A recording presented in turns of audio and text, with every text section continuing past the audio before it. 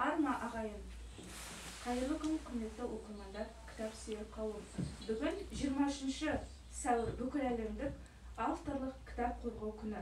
Осыған орай өткізіп отырған сыр сұхбатымыздың қонағы бірнеше кітаптың авторы, өлкетанушы, қаламыздың құрметті азаматы Төлеухан Ілиясұлы. Аға, бүгінгі өткелі сырлы сұхбатымыз кешімізге қош келдіңіздер, кітапхана төрімізге. Біздің бүгінгі тікелей эфирімізге келісім бергеніңіз үшін сізге алғысымызды білдіреміз. Құрметті оқырмандар, ендеше біздің сұхбатымыз сүбелі болады деген ойдамыз. Сіздер мен біздер болып бүгінгі сұхбаттың әсерлі өтуіне ат салысайық. Төлеухан аға, адам баласындағы ең тәтті кезең ол балалық шағы ғой. Сол балалық дәуреніңіз қалай өтті? Балалық дәурен ауылда өтті. Бір орыс көрген жоқпын, басқа ұлт көрген жоқпын. Ауылымызда мен қойшының баласы болдым. 5-6 үй болды. Есек мініп, тай мініп, түйеге мініп, шапқылап жүріп, гүл тердік. Жаңағы балық ауладық, өзенге Талас деген өзен болды, сонда шомылып жүріп өстік.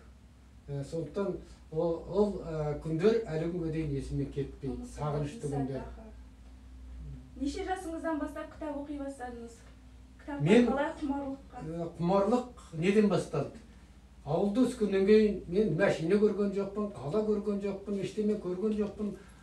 Сосын мектепте болған жоқ, апарды бір алғанға апарып мектепке берді. Сол мектепте жалаң аяқ жүгіріп жүріп, ешкім күтпейді. Предварительный подготовка деген болған жоқ, балалық садик болған жоқ, сөмке жоқ, оқулық жоқ, дәптер жоқ, ештеме жоқ. Бір қонақтарызды осындай 5-4 мектеп, соның ішінде 4 класстық смешанный школа дейді, аралас класстар болды. Сонда 20 шақты бала оқыдық, ең артында отырдым. Мені барсың ау, жоқсың ау деп ешкім неткен жоқ, жазу да, оқу да үйрене алмадым, мені үйрететін адам да болған жоқ. Бір кемпір шалдың үйінде жаттым. Бір күні жалаң аяқ жүгіріп жүріп қатты ауырып қалдым. Ауырып жатып, есімді жисам, жаңағы жалғыз жатырмын. Не телевизор жоқ, не радио жоқ, не кітап жоқ, не қағаз жоқ. Қарасам бір кітап жатыр екен. Жаңа кітапты алып қарасам, суреттер жақсы екен. Жаңағы әріптанушым қарасам, Салтан патша туралы жыр деген Пушкиннің еңбегі екен, қазақ тілінде жазылған. Оның суреттері маған ұнап кетті. Ұнап кетіп, анау әріптерін түгел жаттап алып тез арада. Ақырында сол Салтан патша туралы жыр менің ең алғашқы оқыған кітабым. Содан бастап 4-5-ке оқыдым. 10 классқа дейін мен жаңағы жыршы бола атандым. Бүкіл мектепте жаңағы көркем сөз оқудан, әдемілеп оқудан ең алғашқы оқушылардың бірі болдым. Содан мектеп қатарында жүріп, жаңағы спектакльдерге қатыстым, мектептің радиосының дикторы болдым. Осындай ең алғашқы менің нем, сосын Абырай Алтынсариннің Асан Үсен туралы әңгімелері, кел балалар, оқулық деген әңгімелері мені өте жақын тартты. Сондықтан мектеп жасында біздер 2-3 класста қыса деген пайда болды. Қазақ эпосы, Алпамыс, Қобланды, Қыз жібек, Ер тарғын тәрізді, соларды үлкен кісілерге кешке жақын майшамның түбінде отырып, оқып отырып, жаңағы өзім батыр болғым келді. Сосын батырлық болу үшін не істеу керек деп жүрген қарасам, орыс тілінде «Герой нашего времени» деген Михаил Лермонтов деген орыс жазушысын, соны алып оқып, қарасам, орыс тілінде оқыған кітабыңыз? Ең алғашқы оқыған орыс тіліндегі кітабым сол болды. Содан кейін қарасам, ешқандай керегі жоқ, ылғи нелер, арақ ішетін маскүнемдер сол өзінің заманын көрсеткен екен. Мен қайдан білейін, батыр іздеп жүріп. Сөйтсем, батыр, жаңағы Ер тарғын тәрізді, Чапаев, Амангелді біздің идеалымыз болды. Алғашқы оқыған кітабым жаңағы Пушкиннің кітабы. Өз бетімен оқып кеттім, өз бетімен тарбадым. Содан бастап кітапқа деген құштарлық пайда болды. Сол 4-ші класс бітіргенде кішкентай 7 жылдық мектептегі кітапханасының барлық кітабын оқып шықтым десем артық айтқаным емес. Содан кітапқа құмар болып, өлең оқу. Мен Махамбет Өтемісовтің өлеңі әлі күнге дейін жатқа білемін. ереуіл атқа ер салмай, елеулі найза қолға алмай, еңкі жер шалмай, телге шіремей, терлігі майға ермей, ерлердің ісі бітер ме деген әлі күнге дейін есімде. Міне осындай батырлар жыры нелердің қазақтың жалынды өлеңдері құйылып тұрады менің көкірегімде әлі күнге дейін. Жалпы қалам ұстап шабыт тұлпарына мінуіңізге не түрткі болды? Осы кітап сүюдің арқасында мен себеп болған Сансызбай Сарғасқаев деген жазушы болды. Бердібек Соқпақбаев деген жазушы болды. Сол кісілер балалар әдебиетінің атасы, қазақ әдебиетіндегі. Сол кісілердің кітаптары алған. Менің атым Қожа. Тағы басқа боксшы, жаңағы жекпе-жек деген кітаптар. Соны оқып, осындай батыр болсам, осындай жаңағы Қожа сияқты адал болсам, еңбекқор болсам деп, сосын сол құсап күнделік жаза бастадым. Міне, солар менің қалам ұстап, әдебиетті сүйіп кетуіме, жазушылық неме қадамыма үлкен септігін тигізді. Ақынның бойында қандай қасиеттер болуы тиіс деп ойлайсыз? Кімнің? Ақынның бойында. Ақынның бойында адалдық. Ол адалдық болған уақытта жалдамалы ақындар болады. Оны придворный поэт дейді, сарай ақыны дейді. Біреудің заказбен өлең жазуға болмайды. Ақында шын жүректен, шын ниетпен, Абайдың несі бар? Өлең сөздің патшасы, сөз сұрасы, қиыннан қиыстырар ер данасы дейді. Сол тегін айтылмаған жыр, ол мәдениет. Оны дұрыс нетсең, сен бір-ақ ауыз сөзбен бүкіл елді аузына қаратуға болады. Мен өз өлеңдерімді жаққа айта алмаймын. Бірақ бір ауыз өлеңді айтайын. Қарап тұрсам өмірім төс сияқты, сон ойласам жүрегім мұз сияқты, кетеміз ау соңынан бабалардың, жылы жаққа ұшатын құс сияқты дейді. Сондықтан бәріміз бұл өмірге қонақпыз. Ең бірінші өлеңімді 1993 жылдан бастадым. Оған дейін мен өлең жазуға тырысқанымен менің ұстазым болмады. Соның қайралып, енді бір уақытта қазақ тілі қоғамын ақындар айтысын өткізу керек болды. Қазақшаға көшкен уақытта 1989 жылы біздің Қаражалда жаңағы Кольбиннің уақытында қазақша ақындар айтысын өткізіңдер. Бұл қалада 29% қазақ болатын. Орыс барлығы орыс еді. Енді біз не істейміз? Сол уақытта бүкіл нелер мәдениет бөлімі кәріс басқарған. Сол маған келіп, сіз ұлт сүйетін адамсыз ғой, бізге осы ақындар тауып беріңіз деп. Сөйтсем бір ақын жоқ. Өзімнен бастап ақырында жаңа Қырықбай деген бір өлең жазатын адам тауып алып, ән салатын адамдарға өлеңді жазып беріп көрсетеміз деп жүрген уақытта бізді намыс биледі. Қазақ деген халықтың кім екенін, оның өнерін, мәдениетін танытайын деп, ол уақытта мен орыс мектебінде істейтінмін. 20 жылдан артық орыс мектебінде істеп, соның директоры болдым. Өзім бала-шағамыз бәріміз орысша сөйлейтінбіз. Сондықтан қайтсем де бұл қазақты қазақ қылам, қазақтың тілін, ділін, мәдениетін, білімін, ғылымын қайтарамын деп, қазақ тілі қоғамын басқарып, сонда жүріп, өзімнен өзім жаңағы Қырықбай ақынның арқасында тағы басқа Ғазиз Исқақов деген жігіттермен бірігіп жүріп, өзім қалай ақын болып кеткенімді білген жоқпын. Сондықтан намыс болу керек, кеудеде махаббат деген болу керек, адалдық деген болу керек. Ал енді сарай ақыны болу менің қолымнан келмейді. Құрметті оқырмандар, Төлеухан Ілиясұлы ағамызға қоятын сұрақтарыңыз болса, қойып отырсаңыздар, жауап береміз. Қазіргі таңда сізден тәлім алып жүрген шәкірттеріңіз бар ма? Так, менің тура қазір тәлім алып жүрген шәкірттер, ақын болам деген жігіттер аз. Осында Ысқақов деген жігіт, Руслан деген жігіт, Алматыда самый лучший, ең үздік Қазақстандағы тамада, ең үздік көркем сөз шебері деп танылған, сол менің шәкіртім. Ол 4-5 класстан бастап маған келіп, менен тәрбие алды. Содан кейін Алаш Туған деген атпен белгілі осы мәдениет бөлімін басқарған кім? Есниязов Ержан деген жігіт менің шәкіртім. Сосын енді тәрбиелі Ауданбай Асанов деген өзі қатарласым. Қазіргі жастар өлеңге де кітапқа да құмарлық жоқ.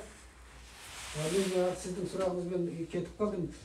Құрметті оқырмандар, құрметті тыңдармандар, аудитория көріп отырғандар, барлықтарыңызды оразаларыңызбен құттықтаймын. Намаздарыңызбен, оразаларыңызбен Алла Тағала қабылдасын. одан кейін мынау бүкіл әлем халықтарының кітап сүйер сүйушілердің күні болғандықтан сол күнімізбен бүкіл библиотека қызметкерлер, кітапхана қызметкерлері шын жүрегімнен құттықтаймын. Мерекелеріңіз құтты болсын. Қазақ жазушыларынан кімді үлгі тұтасыз? Мен қазақ жазушыларының ішінен жаңағы қысқа да нұсқа, ақылмен келтіретін тарих фактілерімен сол неткен бағытым өзімнің Ілияс Есенберлин деген атақты жазушы. Соның кітаптарын оқығанда мен әскерде жүріп ғашық болдым. Мен Россия, Украинаның бір Волынь деген облысында орманның ішінде ракеталық бөлімде қызмет істеп жүріп, қазақ тілінде Жұлдыз жалын деген журналдар менен Лениншіл жас газетін поштамен алдырып отыратынмын. Ең алғашқы рет оның ғашықтар деген кітабы, Хан Кене деген кітабы, соңғы тағы басқа кітаптарын алып оқып отырып, көзіме жас келді. Міне мұндай мінекей тарихи тұлғалар деп, сол менің өте жоғары тұтатын жаңағы Ілияс Есенберлин ағамыз. Кейіннен ол кісінің батасын алдым. Содан кейін ең жақсы көретін Мұқағали Мақатаев, сосын Әбіш Кекілбаев, Дулат Исабеков, 70-80 жылдардағы жазушылар түгел менің ұстаздарым деп болады. Мен өз бетіммен дамып, өз бетіммен самоучка дейді ғой. Сондай адамның себебі олар менің алға қарата басуыма үлкен септігін тигізді. Рахмет. Неге десеңіз, бұл жаңағы 80-ші жылдары қазақ әдебиеті үлкен шыңға жетті. 500 мың оқырманы болды Жұлдыз журналының. Ол уақытта рекорд бүкіл Союзда, одақта ондай журнал шыққан жоқ. Елдің бәрінің оқитыны Жұлдыз жалын мәдениет және тұрмыс деген. Сондықтан әдебиеттің менің қалыптасуыма, адам болып, адамгершілігіме, кісілігіме, рухани баюыма, жан-жақты дамуыма әсер еткен жаңағы өзіміздің 70-80 жылдардағы қаламгерлеріміз болды. Қазіргі жастар кітап оқи ма? Жастарға деген көзқарасыңыз қандай? Жастарға деген пікіріңізді білдіре кетсеңіз. Мен үйде 2000-ға таяу өзім кітабым бар. Соны өзім 25 кітап жаздым. Енді шынын айтқан уақытта менің өзімнің немерелерім мен бір кітабымды ашқан жоқ. Қазір бәрі онлайн. Онлайн, мынау таңертең кешке дейін мынау сотканы қарайды, ол рухани адамды аздырады. Менің рухани байлығым кітап арқылы келді. Шетелде кітап сыйлайды. Детективтерді, сосын қызықты қысқа нұсқада әңгімелерді. Маған бата берген Ақселеу Сейдімбеков деген ағамыз. Роман деген деді. Это сказка, написанная в художественной форме деді. Қазіргі оқырман қысқадан нұсқаны оқиды. Сен осыны бастапсың деп, ең бірінші менің алғашқы жазған Өмір өзен деген кітабымды өте жоғары бағалап, маған батасын берді. Иманды болсын, өзінің жерлес ағамыз еді, тәрбиелеп, ол ғылым академиясында істеп жүргенде маған рецензия берді. Осындай жастар менің өсіп өркендеуіме, осындай жан-жақты білім алып, дамуыма осы маған әсер еткен осы түгіл кітап. Мен ешқашанда мына сотовый телефон дейді ғой, оны пайдаланбаймын, қарамаймын. Тек қана звоноктарды қабылдаймын, қоңырауды, бірақ ешкімге жазбаймын да, оқымаймын да, қарамаймын да. Түгел ғылыми кітаптарды, нелерді, тарихи, деректі әңгімелерді, газеттің әрбір несін зерделеп оқимын. Өзіме нетіп аламын. Себебі мен де 75-ке келдім. Мен жасымдағы адамдардың зерделері ұмытыла бастады, қартая бастады. Бірақ мен күнде өзіме 20 шақты жоспар құрып алам, әрқайсына белгі қойып отырам. Бітті, істедім. Сондықтан таңертең сағат 7-ден 8-ден бастап кешкі 8-ге дейін менің ермегім ғылым мен ізденістен басталады. Жан-жақтым, соны өздерің білесіңдер, жаңа ғана акиматта бір сағат жиналыс болды, ал сендермен мінекей жүгіріп келіп үлгеріп жатырмын, тағы да тосып отырған адамдар бар, шаруалар көп. Қазір енді жастар оңай жолымыз дейді. Кітапханаға келіп, кітап оқығанша менің үлгергім келеді. Көп уақыт артта қалды. Енді алдымызда аз уақыт. Сондықтан мен өзімде барлық бар нәрсені түгел жастарға қалдырып кеткім келеді. Бірақ оны оқитын, түсінетін адам болса. Жастар, сендерге айтарым, өсіп өркендегің келсе, өздерің интеллектуалдық ғылым, білім алғыларың келсе, ақыр заманды детальдерден ойлай бермей, ақыр заманға барып келген ешкім жоқ. Бұл дүниенің қызығы рухани байлық. Ол рухани байлық деген мынау. Кітаптарымыз, кітап менен тақтаңдағым. Жаңағы мен Пушкинге Алла Тағала мені мұғалім оқытқан жоқ. Алла Тағаланың өзі оқытты. Менің алдыма жаңағы Пушкиннің кітабын қойды, Аураясын Сариннің кітабын қойды. Келді балалар оқысаңыз көргенде класспен тоқылды деген. Ол неден басталды мінекей? Содан басталды. Дұрыс айтасыз. Сіздің кітаптарыңыздың елге тигізер пайдасы бар ма? Жеке меншік қанша кітабыңыз бар? Енді елге тиген менің 25 шақты кітабым бар. Оның ішінде елге тиген кітабымды айтамын. Қаражал, город Горняков, Московский поле чудесте, менің кітабымда солдат всегда солдат.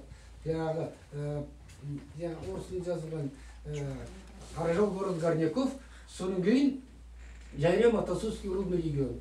Осында жыл сайын маған балалар келеді. Мен өз қаржыма шығарған кітаптарымды солар сұрап алады. Соның кейін диссертация қорғайды, ғылыми жұмыстар қорғайды. Тіпті мен қарап отырып бір тауып алдым, колледжге мұғалімдер пайдалану үшін жаңағы 5-6 ғалым кандидат-наукалықтар менің кітабымды пайдаланып бір не жазыпты. Оған мен мақтанамын. Енді бір өмір өзен кітабында Жесір әке деген әңгімем бар. Сол әңгімемді бір келіншек оқып отырып 20 жыл бойы 4 баласын асырайын деп үйленбей жүрген бір досыма, бірге оқыған досыма өзі барып мен сізге күйеуге тиемін деп тиіп алып, қазір екеуі тұрғанына 15 жыл болды. Пайдасы бар ма? Қалай ойлайсыз? Пайдасы бар. Сондықтан елдің мынау қазіргі тарих, мәдениет барлығы керек болса, менен келіп сұрап отырады бәрі. Не? Библиотекадан даже келіп менен кітап сұрайды. Қызық. Болмаса мұғалім, биология мұғалімі қандай өсімдік бар, қандай не бар дейді. Мен биология емеспін. Сонда да олар менен келіп сұрайды. Бұл халыққа пайдасы тиген адам пайдалы. Дұрыс па? Қазіргі қазақ қаламгерлері туралы не айтасыз, өз ойыңызды айтасыз? Қазіргі қазақ қаламгерлері оларды сирек басылады, қиын, өз қаражатына басады. Сондықтан қазіргі қаламгерлердің көбісі жаңағы өзінің аталы басын, анау-мынауын шежіресін жазып, кішкене бөстіріп жібереді. Ал фактически жаңағы жас жігіттер мен қыздар бар, олар жаңағы өте жақсы қысқа да нұсқа, үлкен новеллалар, эсселер жазады, бірақ оларға жаңағы жарыққа шығу қиын. Неге десеңіз, қазір нелер мемлекетпен анау не бөлінген жекеменшік, әркімнің өзінің шаруасы, оны мемлекет қолдағаны дұрыс деп ойлаймын. Әсіресе балалар әдебиетіне көмек көрсету керек. Неге десеңіз, балаларға осындай қысқа, нұсқа, түсінікті түрінде жазып беру біз сияқты жазушы қаламгерлердің, үлкен көрген адамдардың міндеті. Қазір қаламгер туралы қай қаламгердің кітабын оқуға оқырмандарыңызға ұсынасыз қазір? Қандай қаламгер дейсіз бе? Қазір кітапты оқуға. Қазір мен енді қаламгер жаңағы Ілияс Есенберлиннің барлық романдары бар. Түсіндіңіз бе? Енді Ілияс Есенберлиннен басқа Дулат Исабеков деген мықты жазушы бар.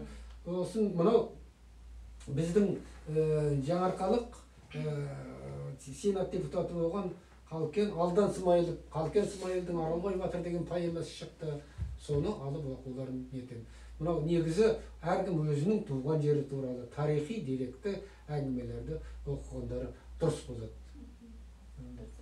Алыстан сермемейік, осы жақыннан өзіміздің жергілікті қаламгерлерімізді оқыған дұрыс. Енді менің Қырықбай деген досым марқұм болды. Оның кітабын жинақтап, көзінің тірісінде шығарып беруге көмектестім. Оның өлеңдері кітап осында бар.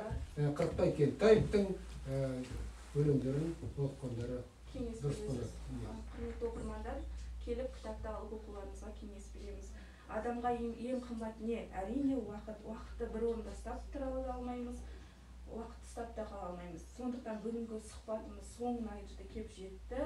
Бәрі уақыттың әмірінде бүгінгі сұхбатымызды аяқтасақ. Құрметті көрермендер, оразаларыңыз қабыл болсын. Қасиетті жұмада тілеген тілектеріңіз қабыл болсын. Құрметті Төлеухан аға, біз үшін уақыт тауып әңгімелесіп, сұрақтарымызға жауап беріп, бізге мың алғыс. Кітапхана төрінде әрдайым сізді күтеміз. Барлығымыз да сіздің кітаптарыңызды оқимыз, оқи береміз де.